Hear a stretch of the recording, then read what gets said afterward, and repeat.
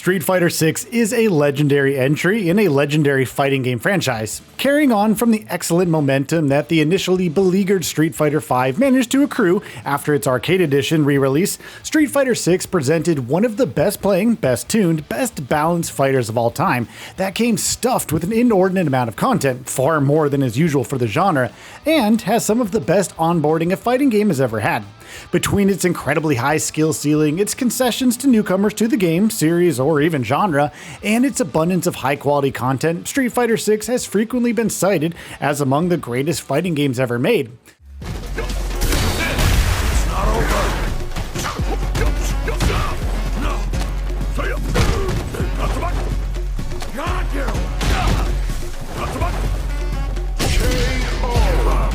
Now the developer has brought the game over for the Switch 2 launch, and it is an incredibly impressive transition.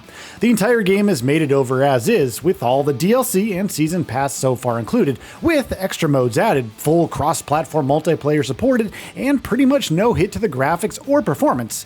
Yes, obviously it won't look or run as well as it does on a high-end PC or a PS5 Pro, but it can be almost difficult to distinguish the graphical differences between the Switch 2 version of this game and most others. Particularly with how frenetic and dynamic the action on screen can be, a lot of the relatively small cutbacks are barely noticeable unless you pause the screen and have it to be pointed out at you. In many cases, the Switch 2 version outright looks better than comparable hardware. Street Fighter 6 on Switch 2 is a far more impressive port than the Series S version of the game, and it is far better optimized than the Steam Deck or any PC handheld version of the game that is. It's not over. Hey, come on! You give me a foot!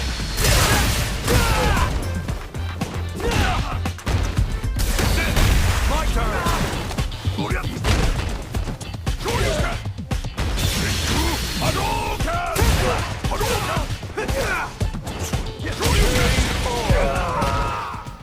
The Switch 2 version features Calorie Contest Mode, an offbeat feature that uses the Joy-Con's motion sensors to transform your real-world movements into in-game actions.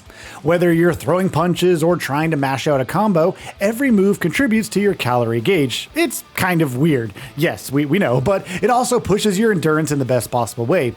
Then there's Tabletop Mode, which is perfect for players who are into on-the-go competition. Two players can throw down just about anywhere and engage themselves in long-haul fights. It's a small but brilliant touch that leans into the Switch 2's strength as a portable handheld console. Street Fighter 6 on Switch 2 also really benefits from how well the format and style of game lends itself to the Switch 2 hardware. Support for local wireless multiplayer or even multiplayer on a single system via support of Joy-Cons as individual controllers are fairly straightforward features that several, if not most, Switch releases with multiplayer support include. However, they absolutely contribute to the value of this version of the game compared to the others. With full cross-platform play, little to no perceptible graphical cutbacks, and a bunch of perks that, however small they might be, do legitimately add value to the offering, making this an exceptionally easy version to recommend. The Switch 2 version also supports amiibos for minor cosmetic unlocks.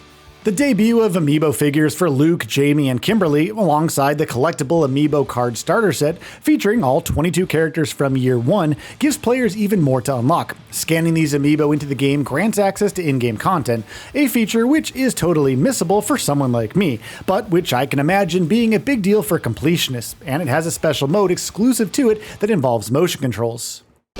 Goes for the fireball, which is very strong at this range. Player 1 needs to use the threat of the corner here.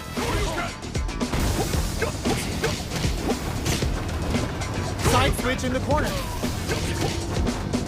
Player 2 is barely hanging in there, but can still mount a comeback using their drop and eats it. Takes in the throw. That was a clinic on how a solid neutral game wins matches. This does not work. I am telling you right now, do not try to play Street Fighter 6 with motion controls unless you intend to play it as a party game, in which case there are several other titles that would be better suited to being a party game than this one. Go look into one of those. It's the kind of gimmicky addition the developer frequently includes in its Nintendo launch games. Ultra Street Fighter 2 on the original Switch had a similar mode included, and it simply doesn't work. Given how well the game controls, and given the existence of the modern controls which simplify the inputs without putting players using them at a disadvantage, advantage, there's honestly little to no utility to these motion controls other than to have a marketing bullet point as an exclusive feature.